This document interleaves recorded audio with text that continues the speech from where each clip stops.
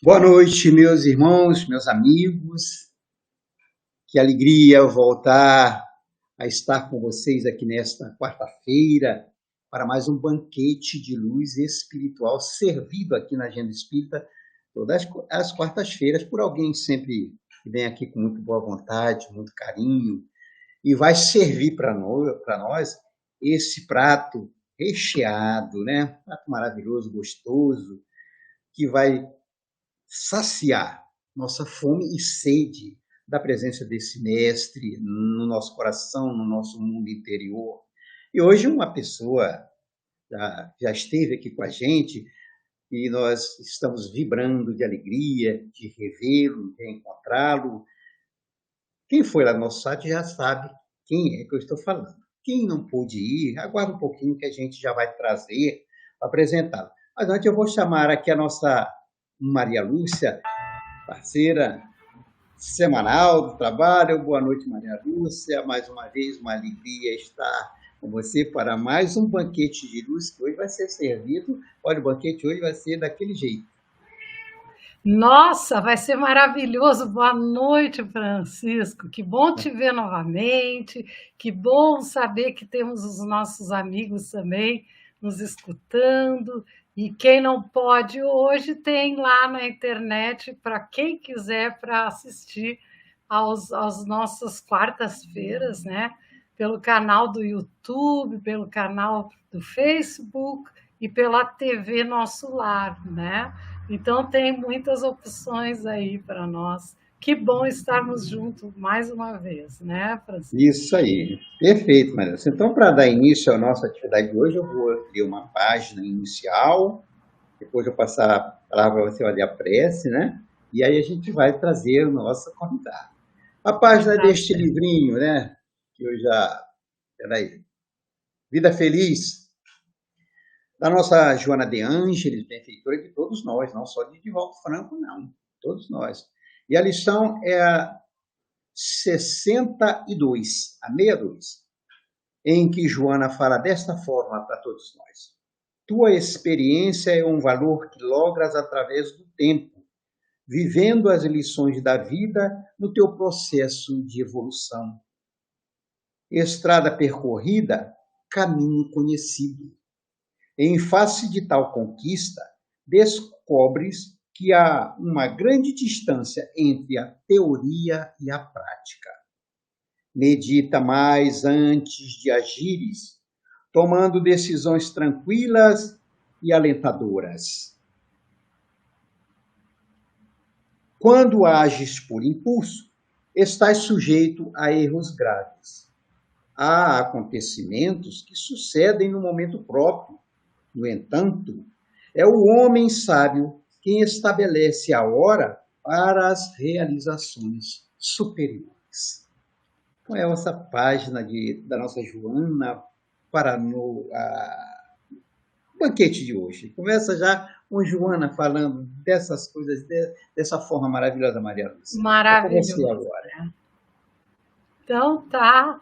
Então é agora que nós vamos nos aproximar mentalmente dos benfeitores que estão aqui conosco, de Jesus, que é no silêncio, que é na quietude, que a gente alcança a vibração desse mundo maravilhoso espiritual que tanto nos inspira, tanto nos ajuda, em particular também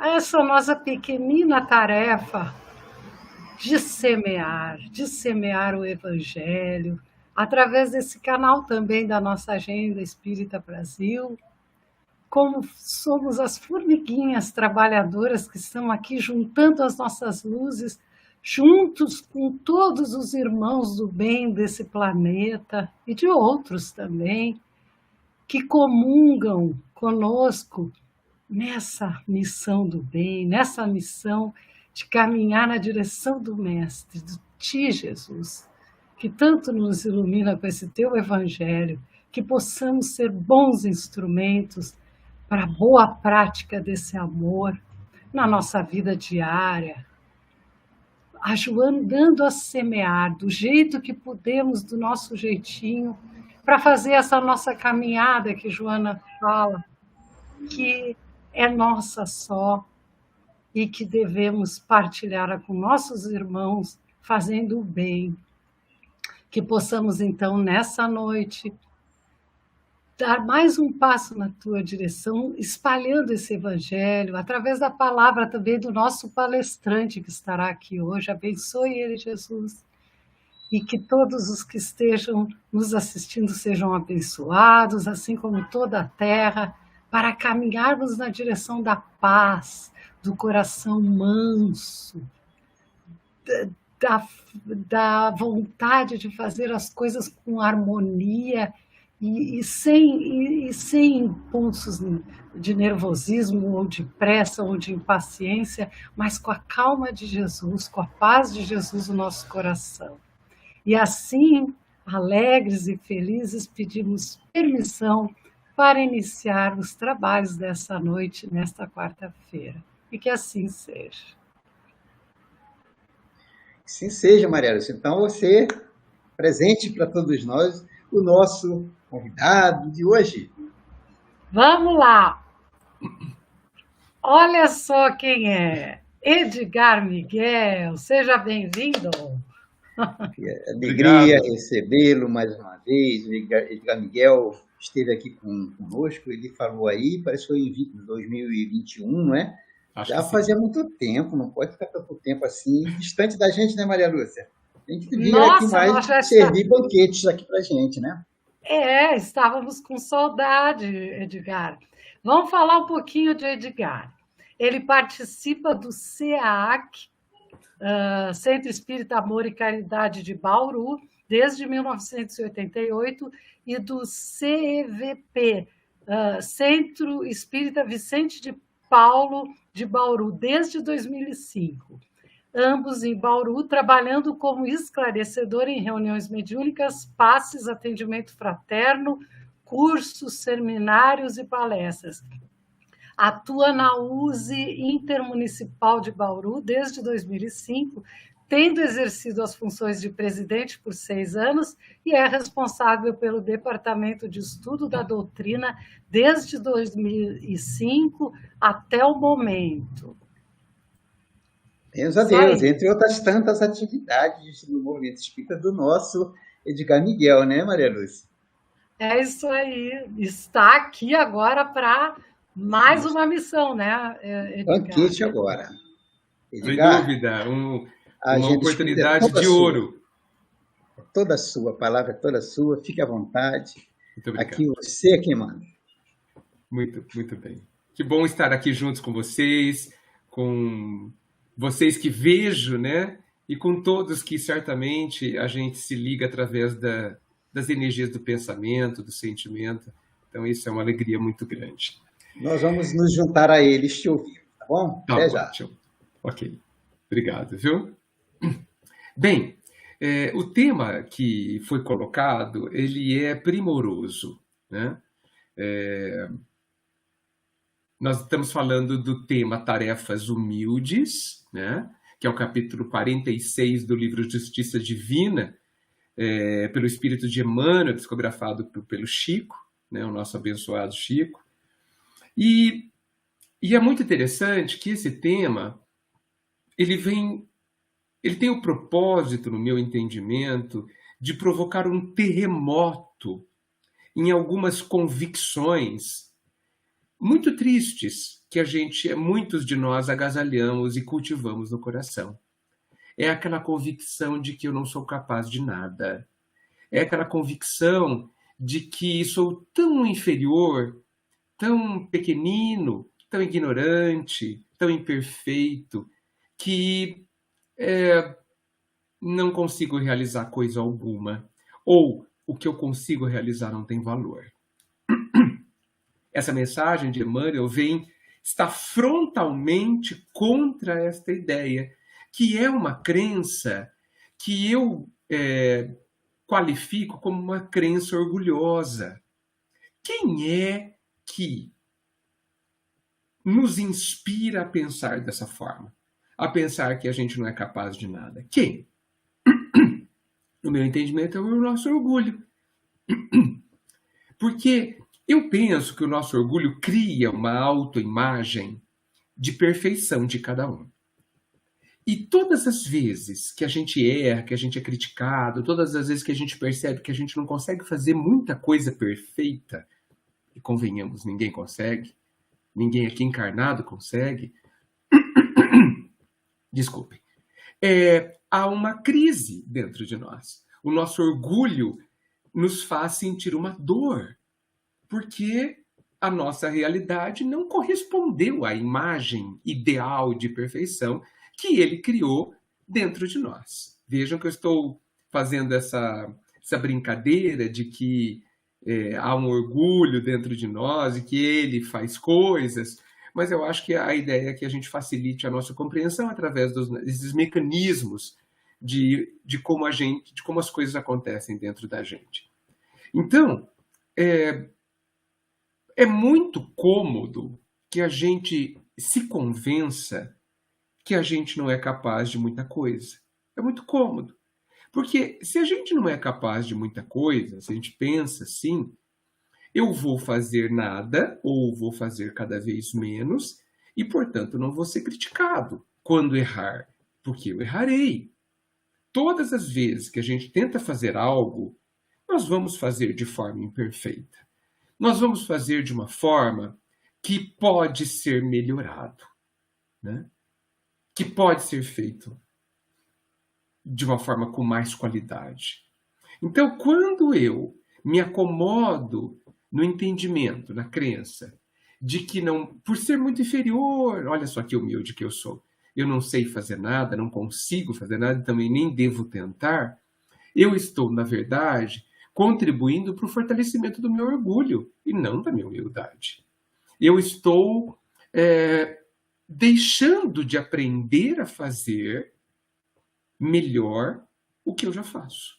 Para que cada vez mais nesse processo eu caminhe de forma perfeita, para a perfeição. Então, olha só que armadilha que a gente se coloca, né? Olha só que armadilha. A gente, na busca de sermos humildes, pelo menos do lado de fora, e menos do lado de dentro, nós somos impulsionados por sugestões do orgulho, que querem nos afastar da crítica e do erro. Sendo que eu consigo perceber aí que existe uma outra crença, talvez venha antes dessa que nós estamos falando, que é aquela crença de que é proibido errar. Eu gostaria de colocar isso para vocês para discussão, ou pelo menos para reflexão. É proibido errar, gente? Nós não estamos autorizados a errar? Será que o erro não faz parte do processo de crescimento? Será que o erro não nos ajuda a acertar? Será que ele não é um degrau, um instrumento pedagógico no processo de aprendizagem? Penso que sim. Se nós encararmos os nossos erros, as nossas falhas, como sendo uma oportunidade de aprendizado, de analisarmos por que erramos, em que ponto que erramos, o que pensamos para chegarmos naquele ponto imperfeito, se nós, com serenidade mesmo, se a gente olhar para o nosso erro, sem grandes sentimentos, sem grandes dramas, sem grandes mimimis, e a gente analisar o que aconteceu, a gente vai chegar ou vai se aproximar das causas do nosso erro. Porque é ali que a gente precisa aprender a fazer diferente. É ali, nas causas, que a gente precisa aprender a mexer para errar menos. Que, no final das contas, deveria ser o nosso grande propósito. E veja, isso acontece em muitas situações. Quando você, por exemplo, tem um vazamento na sua casa, talvez a gente possa pensar que o vazamento aconteceu por causa de um erro de construção. O que você faz? Você procura a causa. O cano quebrou? Isso eu já sei. Por que quebrou? Por que ele trincou? Nessa análise de causa, eu resolvo o problema, talvez definitivamente. Vou dar um outro exemplo. Quando um avião cai, é feita uma comissão de estudos, que muitas vezes demora anos para analisar o desastre aéreo. Com qual objetivo? De definir a responsabilidade. Por que o avião caiu? Para qual objetivo? Para minimizar a possibilidade de novas quedas. Então, o grande objetivo de uma comissão de análise de um acidente aéreo é verificar a causa, aprender com ele para que cada vez menos acidentes ocorram. Vocês percebem que isso não acontece desta forma nos acidentes rodoviários. E talvez seja por isso que nós tenhamos tantos acidentes rodoviários ainda. E talvez seja por isso, penso que sim, que os acidentes aéreos são cada vez menos prováveis, fazendo aí com que o transporte aéreo seja o mais seguro que a gente tem. Usando esse conceito de analisar um erro, um acidente, um problema, uma questão imperfeita, com o objetivo de descobrir suas causas, nós aí chegamos na questão de que o erro pode ser muito bem aproveitado, ele pode ser muito útil e poderá ser cada vez menos um motivo de dor. Para a maioria de nós, errar causa dor. Errar causa esse confronto com o nosso orgulho que não suporta que a gente seja diferente da imagem de perfeição que, no fundo, nós mesmos criamos para nós. A gente ainda tem a ideia de que o erro nos inferioriza. Será que isso é verdade? Será que é mesmo o erro que nos inferioriza? Será que alguma coisa é capaz de nos inferiorizar? Eu não gosto de pensar que a gente seja inferior. E eu não gosto de pensar isso, não é por orgulho. Não por isso. O meu orgulho está em outros aspectos, não neste. Eu gosto de pensar que a gente é, sem dúvida alguma, seres ignorantes, mas não inferiores. Porque toda espécie de comparação entre um e outro que a gente faça, ela é inútil, ela é injusta e ela é inadequada. Então, bobagem comparar que eu sou inferior a Jesus. Óbvio. E ok. Mas essa é uma análise desnecessária, inútil, não serve para nada. Kardec nos ensina, né, que o espírito é conhecido por ser aquele que se esforça para ser melhor hoje do que foi ontem. Olha só como não há ninguém nessa história a não ser cada um. Olha só como não há comparação entre filhos de Deus, mas da minha trajetória, indicando que é um processo. Então, o erro não nos inferioriza. O erro indica o grau de ignorância que eu tenho na minha trajetória. O quanto falta para eu saber tudo, ou sobre aquele aspecto. Então, eu não consigo deixar de pensar e proponho para todos que a gente comece a, primeiro, pensar que errar não é um problema. E aí eu posso dizer para vocês que talvez o que seja um problema seja querer errar. Seja não querer deixar de errar. Seja não aproveitar o erro para errar cada vez menos até acertar. Então, errar não é um problema e toda atividade que a gente faça vai nos aproximar do acerto.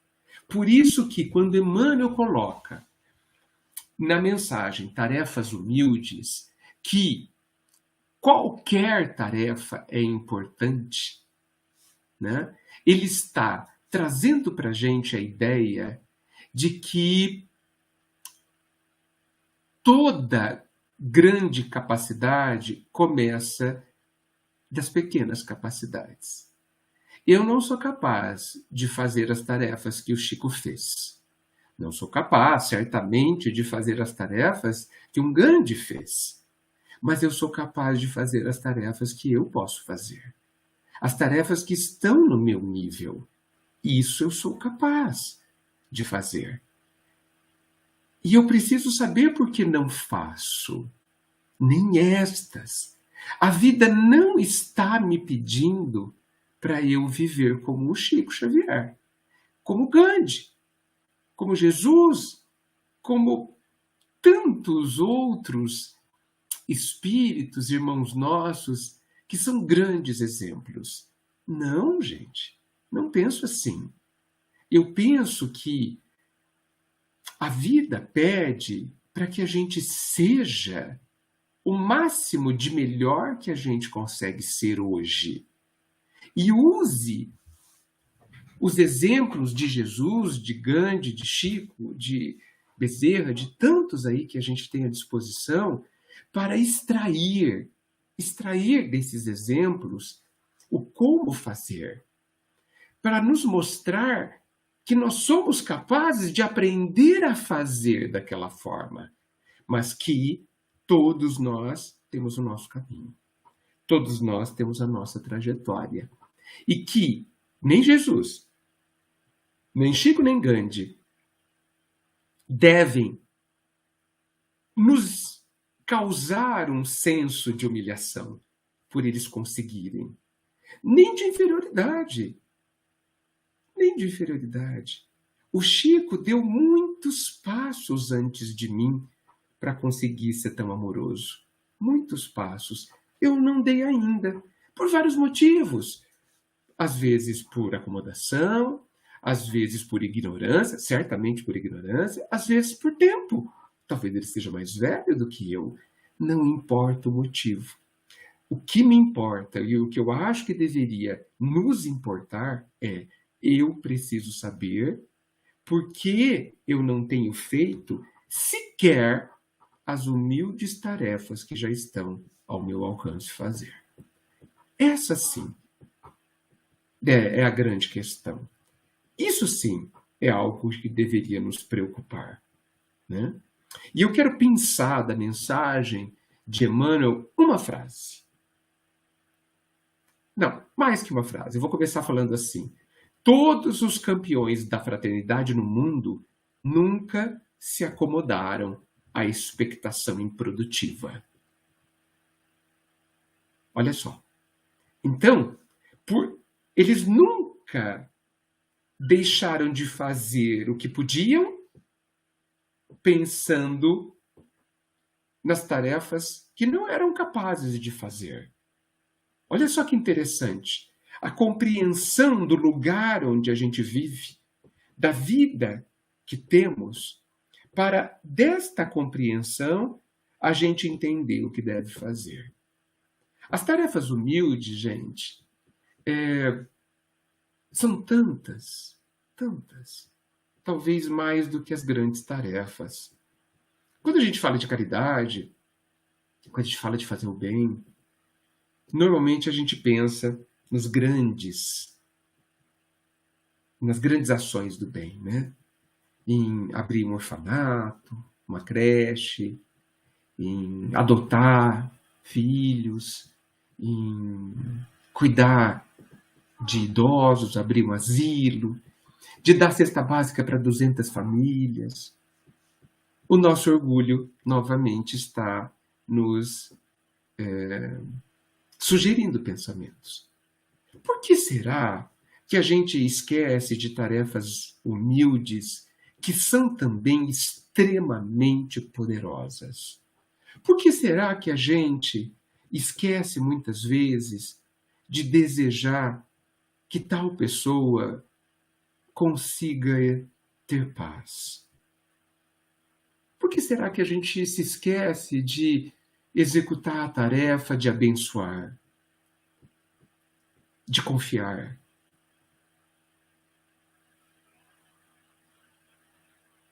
de esperar um pouco para não entrar em desespero.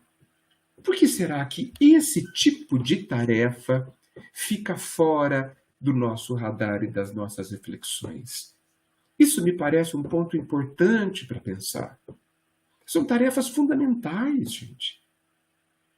O pensamento carregado de um sentimento bom, positivo, de carinho, de amor, ele é uma das forças da natureza. A gente vê isso em muitos outros textos de Emmanuel. Quando ele fala da vontade, no livro... Puxa, esqueci o nome do livro. Um livro fininho, ele me volta depois. Quando André Luiz fala de pensamento, que a vida mental está por trás de tudo o que acontece, por que a gente tem desprezado essas ações que são invisíveis, que ninguém vê, mas que são muito poderosas? Por quê? Porque podem acontecer milhares de vezes no dia. E isso é muito impactante, porque às vezes eu vou levar 200 cestas básicas uma vez por mês. Às vezes eu vou beneficiar uma pessoa com uma caridade material uma vez por semana. E veja, eu não estou fazendo críticas a essas atividades. A ideia é abrir o horizonte para que a gente amplie a nossa perspectiva sobre a caridade. Nós podemos muito pensando, podemos muito sentindo, podemos muito silenciando. Essas também são tarefas humildes. Olha só o que Emmanuel diz mais no final da mensagem. É indispensável que o espírito aprenda a ser grande nas tarefas humildes, para que saiba ser humilde nas grandes tarefas. Vejam aí por que o Pai, na sua sabedoria gigante, ele começa a nos dar pequenas tarefas. É assim na escola. Ninguém começa aprendendo divisão na escola. A gente aprende a somar, que é mais simples, para depois a gente chegar nas grandes multiplicações, das grandes divisões. É preciso passar pelo começo para chegar no fim. É preciso dar os primeiros passos, os passos mais simples, antes dos últimos. Mas não. No nosso orgulho, para que a gente veja o quanto a gente pode, para que a gente também mostre para os outros, e muitas vezes os humilhe com a nossa capacidade de fazer algo, de resolver, a gente quer fazer as grandes. Quantos de nós nos recusamos a fazer as pequenas tarefas que a vida nos convida a fazer? E depois reclama que não faz nada. Depois reclama que a vida não nos aproveitou, que a gente tinha tanto potencial, né? Estudamos muito o Evangelho, muita doutrina, estudamos profissionalmente, aprendemos sobre administração, sobre produção, sobre gestão, e a vida não nos oportunizou. Será? Será que a vida não faz como a gente faz nas corporações e na própria casa espírita? Quando chega alguém que quer trabalhar e a gente dá uma tarefa simples para esta pessoa, para a gente avaliá-la, e conforme ela vai mostrando que é capaz, que sabe fazer bem, que se dedica, a gente vai dando tarefas cada vez mais complexas? Não é assim que a gente faz? E vocês acham que a vida vai fazer diferente? Sendo que é lógico, é apropriado, é útil. Que humilhação seria, a gente sentiria, que tristeza a gente sentiria se a vida, ou alguém no centro, ou alguém na empresa, nos desse um trabalho gigante assim que a gente entrasse e a gente não soubesse fazer? Imagine o que a gente ia sentir. como a gente ia se sentir de fato humilhado? Mas não. A vida nos dá as tarefas humildes. É de propósito, tem lógica, tem bom senso, faz parte do senso de progressão, faz parte do processo de crescimento. Os primeiros degraus estão sempre no começo da escada. É assim, gente. Não se pede para a criança correr 1000 metros, já que ela mal gatinha. Da mesma forma para as questões morais. Da mesma forma para que a gente se empenhe em ajudar o mestre, ajudar ao pai nas tarefas. E, ampliando mais ainda, né? Lendo o texto de Emmanuel, eu me lembrei de um outro texto querido meu, que está no livro Boa Nova, de Humberto de Campos, também psicografado pelo Chico. É um livro de cabeceira, é um livro que eu recomendo que ele seja estudado o resto da vida. Não sei se só dessa será suficiente. Lá, no capítulo 6, intitulado Fidelidade a Deus, eu não vou entrar em detalhes, mas André fala a Jesus que ele se sente adoentado para segui-lo, né? Ele tinha receio de não conseguir dar conta das tarefas, né? E pergunta, expressa a sua preocupação de que talvez ele não consiga ser fiel a Deus. Jesus fala coisas importantíssimas.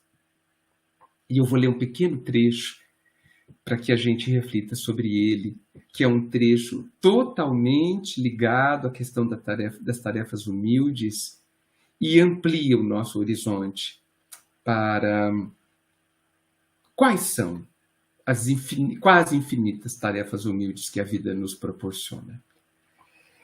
Jesus fala assim, André, se algum dia teus olhos se fecharem para a luz da terra, serve a Deus com a tua palavra e com os ouvidos.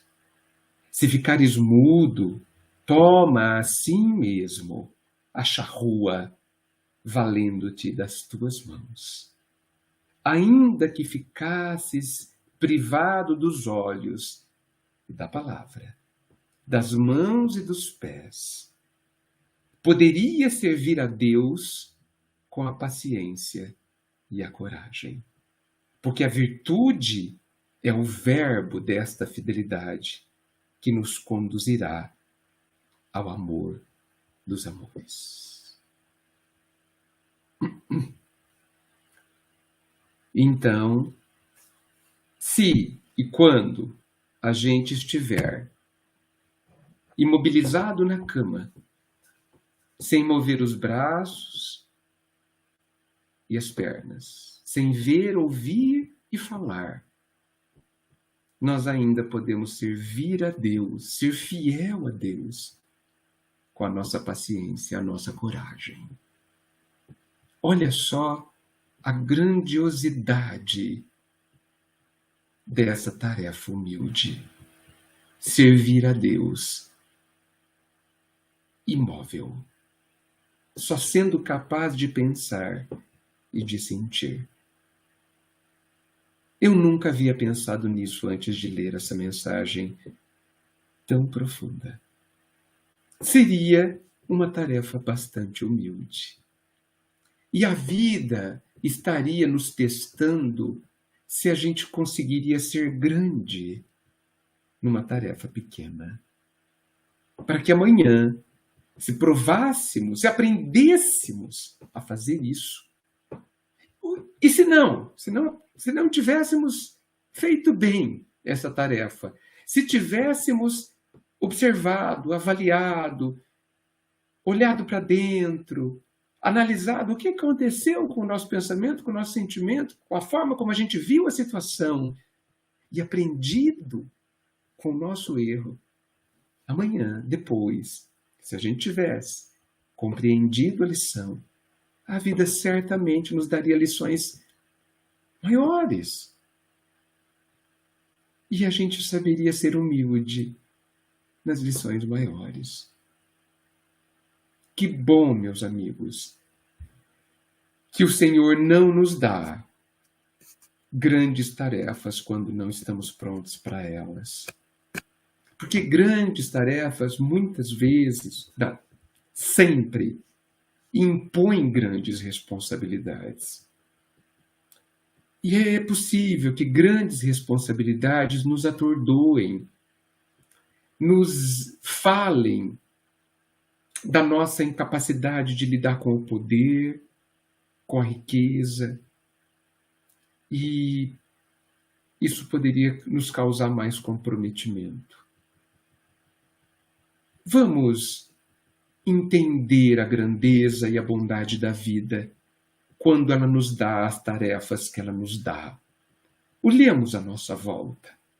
Às vezes a nossa tarefa é cuidar de alguém.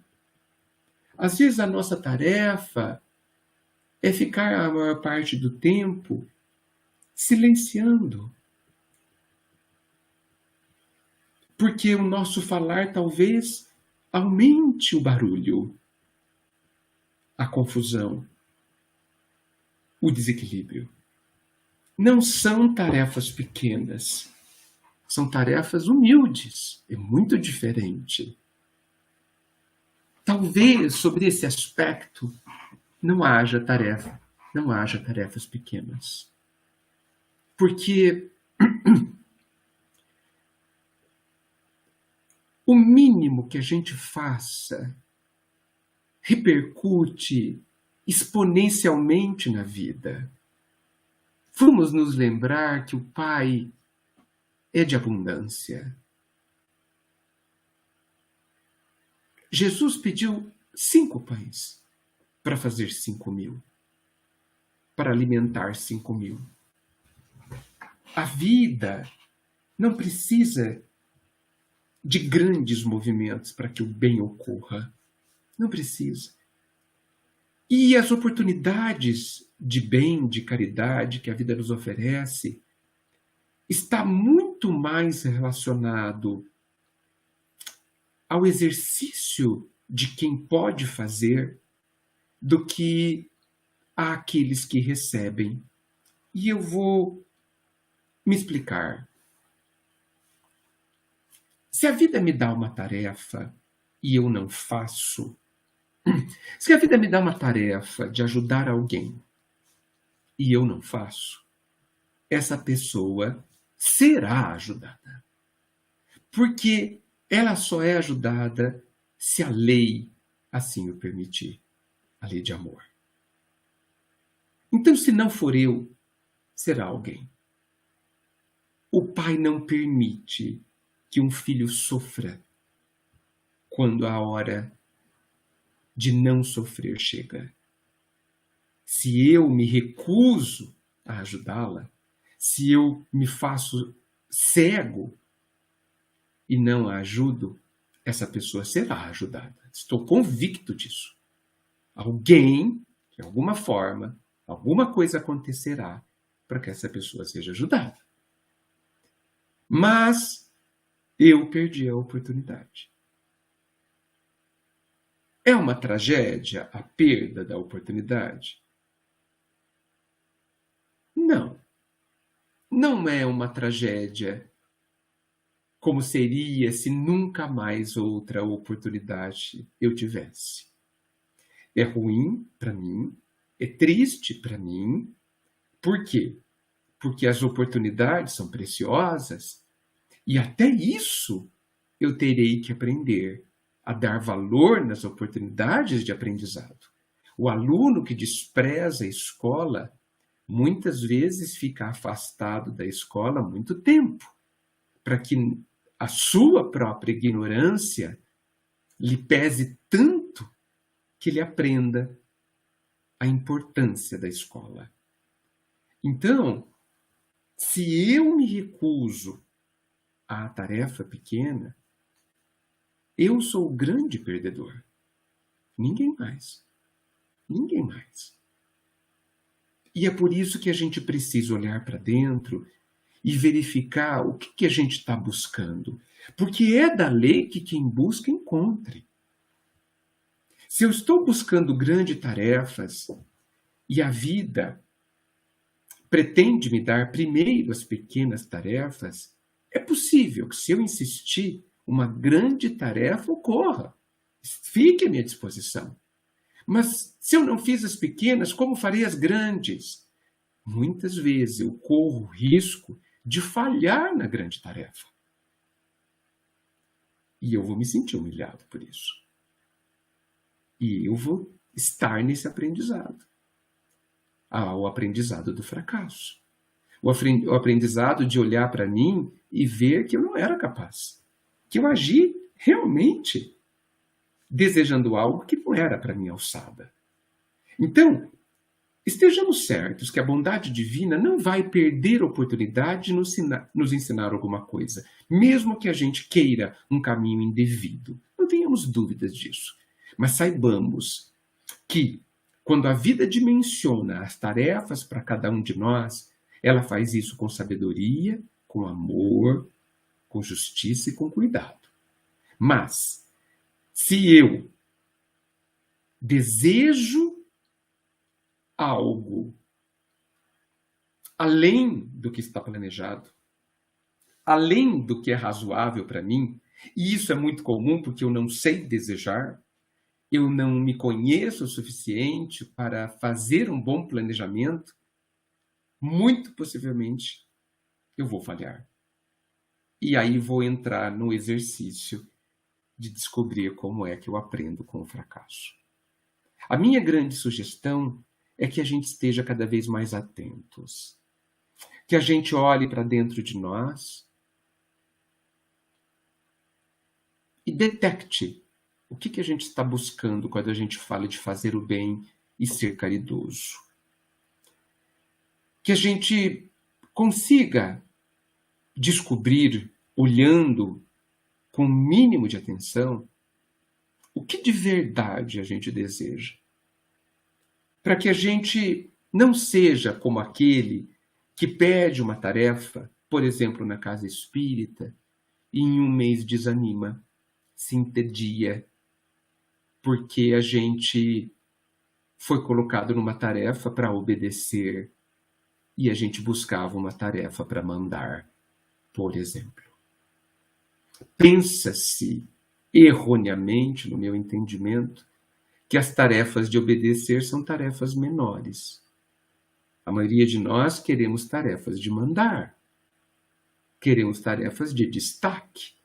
Por que será? Será que a gente não está sendo iludido pelo nosso orgulho? Eu retorno à frase de Emmanuel. É indispensável que o homem aprenda a ser grande nas tarefas humildes, para que saiba ser humilde nas grandes tarefas. Obedecer é uma tarefa de grande responsabilidade. E diz o ditado que só sabe mandar quem sabe obedecer. De novo, aquela ideia de começar pelo começo, né? De começar pelo simples. Não que obedecer seja algo simples, considerando a carga de orgulho que a gente tem. Deveria ser muito mais simples, porque obedecer traz menos responsabilidade do que mandar. Mas a gente quer mandar. Quer liderar 10 pessoas. Um grande projeto. Uma grande instituição. Muitas vezes sem experiência nenhuma, né? E muitas vezes não com o propósito de ajudar, mas com o propósito de se sentir importante. Isso é uma tristeza, gente. E mesmo quando a gente detecta isso dentro de nós, mesmo que a gente se entristeça muito pouco ou muito rapidamente, porque não é feio detectar as nossas falhas. Não é feio, nem deveria ser motivo de vergonha a gente apontar o dedo para nós mesmos e dar nome às nossas tendências, ainda tão ignorantes. Não é feio, é necessário, é importante. Porque só quando eu dou nome ao desequilíbrio, eu consigo dar o remédio certo a ele. Só quando eu sei o motivo da minha febre é que eu consigo dar o remédio que tira a causa da febre, ao invés de simplesmente anulá-la. Só quando eu sei como o meu orgulho funciona, só quando eu sei como ele está agindo dentro de mim, quais são as suas influências, quais são as suas sugestões, as ilusões que ele procura me pregar, só quando eu sei como o meu egoísmo está tentando me manipular, só nessas horas é que eu consigo entender a razão da existência deles e o que eu devo fazer com eles. Por isso, não tenhamos vergonha do ponto que a gente está. Nós estamos no nosso melhor momento. Toda vez que a gente sente vergonha do ponto que a gente está, é porque a gente se comparou com o ponto onde o outro está. E isso é uma das maiores tragédias que a gente pode fazer com a gente. Veja, mais uma vez, a gente criando lágrimas para si mesmo, nos comparando. Uma das tragédias. Uma das aflições que nós mesmos criamos para essa encarnação e que não tem nada a ver com o nosso passado como consequência. Mas representando um modo de pensar que a gente se acostumou a ter e que tem nos causado tantas lágrimas ao longo aí dos milênios. Vamos olhar ao nosso redor e aprender a ter alegria em varrer a sujeira da cozinha, em lavar um prato a mais, em calar diante da raiva de alguém, em ter um pensamento positivo, um pensamento luminoso para alguém que está cheio de raiva, cheio de ódio, ou que está triste, ou que está iludido. São tarefas muito humildes e de uma grandiosidade, que tem nelas uma capacidade de nos transformar tanto que a gente talvez não saiba avaliar. Então, amigos, eu peço a todos a leitura do capítulo 46, chamada Tarefas Humildes, mas não somente a leitura, também a reflexão. Não vamos cair na armadilha de ler as obras espíritas como quem lê jornal, como se não se relacionassem a mim. Nós precisamos ler os textos entendendo que eles estão falando de nós. Os textos, o Evangelho, qualquer texto, está falando de mim. Vamos tomar para nós o que está, por exemplo, no Tarefas Humildes, capítulo 46 do livro Justiça Humana, Justiça Divina. E eu sugiro também a leitura de todo o livro Boa Nova, mas em especial para este tema, o capítulo 6, só checar, Fidelidade a Deus, do livro Boa Nova, para que juntando esses dois aspectos, essas duas leituras, a gente, de fato, pare 5 minutos para refletir se eu faço as tarefas humildes, se eu as enxergo sequer. Uma vez me perguntaram qual que é a tarefa mais importante da casa espírita. E a minha resposta foi a seguinte: é a tarefa feita com mais amor. Então, se a pessoa que varreu o salão fez isso com muito amor, talvez ela tenha feito a tarefa mais importante do que aquele que doutrinou um espírito obsessor, que fez o atendimento fraterno, que entregou a cesta básica, que matou a fome. Se ela fez com mais amor, ela fez a tarefa mais importante naquele instante. Uma tarefa que talvez ninguém queira e que a gente pensa que é uma tarefa menor. As tarefas menores, podemos concluir, são aquelas feitas sem amor.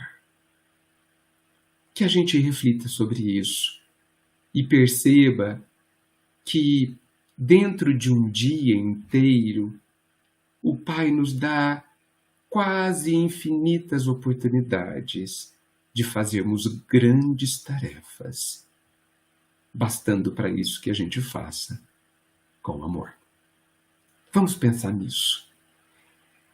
E vamos orar para encerrar, porque olha, já estamos no término do nosso tempo. Esta palestra também é uma tarefa humilde, uma tarefa pequena, porque é muito fácil falar. É muito simples falar até. Mas é importante que essa tarefa humilde seja feita para que a gente exercite como é que a gente a faz. Como é que ela é falada e como é que ela é ouvida, porque ouvir também é uma tarefa humilde. Se a gente colocou amor nestas tarefas, a gente fez uma grande tarefa. Cada um saberá de si. Vamos orar a Jesus neste instante, então, agradecendo por demais esta oportunidade. No fundo, Mestre, estamos todos aqui juntos. Apesar da internet aparentar distâncias, ela nos une, liga os nossos pensamentos, aguardando que a gente faça o trabalho de unir os nossos sentimentos. Nos ensine, Mestre, a fazermos desta forma, a refletirmos no outro distante, invisível e desconhecido, mas que está aqui, na mesma prece, nas mesmas palavras, no mesmo pensamento. Nos ensine, Mestre, a desejarmos uns para os outros o melhor, o bem, o fortalecimento, a luz, a paciência e a paz. Enfim, tudo que tanto precisamos para vivermos de tal forma que cada instante nos traga mais alegria de viver. Mesmo que sejam instantes trabalhosos, exigentes, intensos, mas que a gente aprenda contigo, Mestre, a enxergá-los como sendo degraus para a nossa felicidade. Obrigado, Mestre. Que assim seja.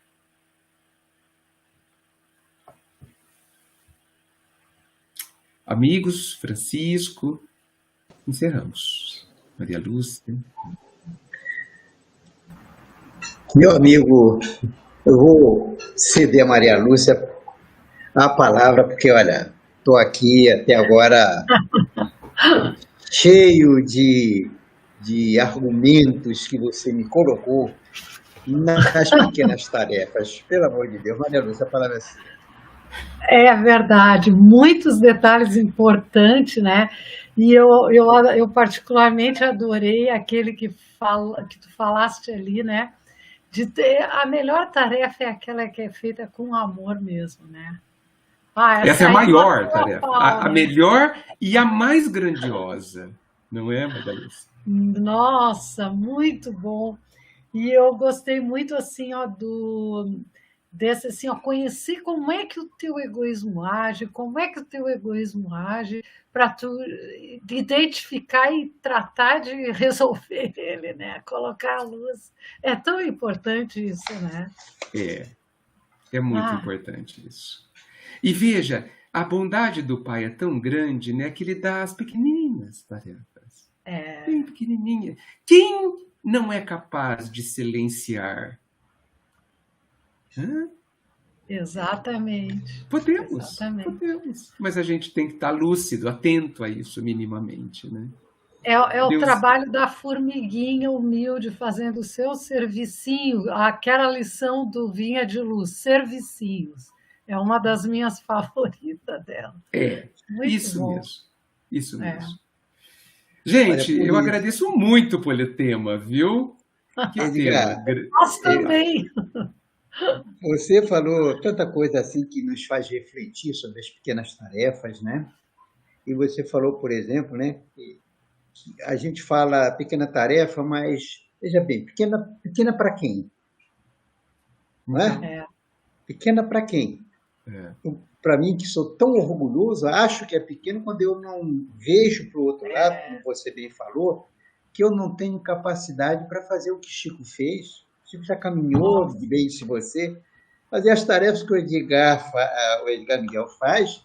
Como é que eu vou querer fazer isso? O Edgar já caminhou. A gente tem que caminhar também para chegar lá. Quando tiver com esses conhecimentos preparado, com essa estrutura, com certeza ela aparecerá, né? Como diz a tarefa chega exatamente no momento que o trabalhador está pronto para executá-la, né? O mundo espiritual não faz nada de improviso, é tudo programado à medida do que eu possa dar, porque senão eles vão me dar uma tarefa do Chico e eu não vou. Só vou fazer bobagem, porque eu não tenho essa capacidade. Como fazer?